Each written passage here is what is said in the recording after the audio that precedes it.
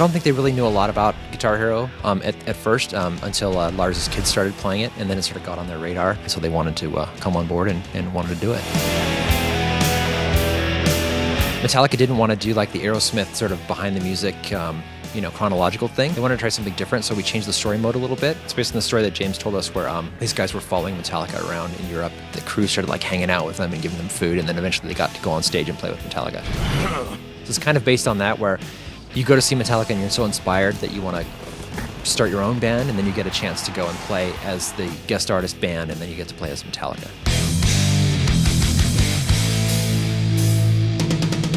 I gotta say that I really think that this is the best Guitar Hero game that's ever been made. I think the set list is amazing. All the songs play super, super fun. This type of music is just tailored towards making fun songs to play.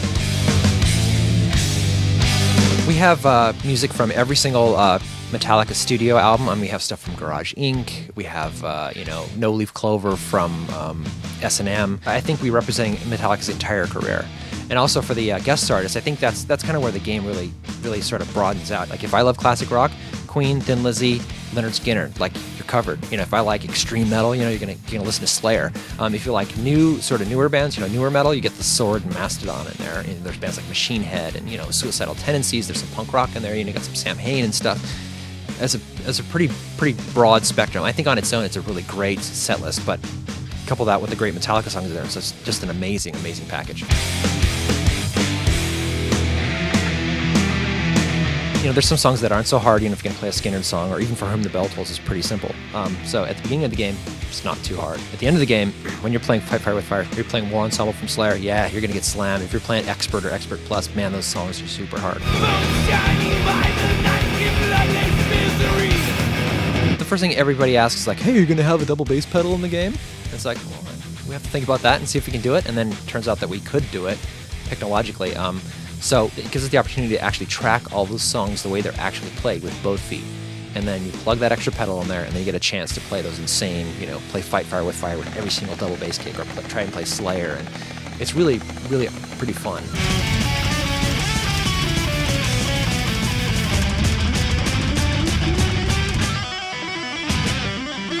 This time we have just a lot of extra stuff. We have some what we're calling official bootleg videos, stuff that most people probably haven't seen, which is really pretty awesome. And they have this one mode that we're calling Metallifacts. After you beat a song in career, you get the opportunity to play back the song without a note track, so you can watch all the cool pyro and all the animations and stuff that they did.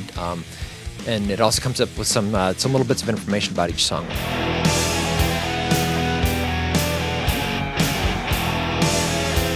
One of the cool things we did this time for Guitar Hero Metallica as well is, we have the music studio and Guitar Hero World Tour where people can write their own music and put it up to GH Tunes.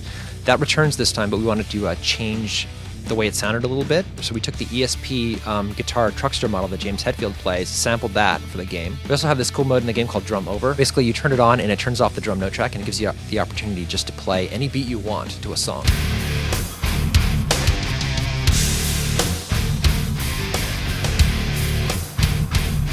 There's a core group of people here that I think would just work on it, 25 hours a day if we could, because we want to put so much into it, put so much extra stuff in there. So I think people will realize once they pick it up that it's not just a bunch of songs, it's not just a song pack. There's like bonus footage and lots of great stuff in there, and hopefully the metalheads out there will be happy.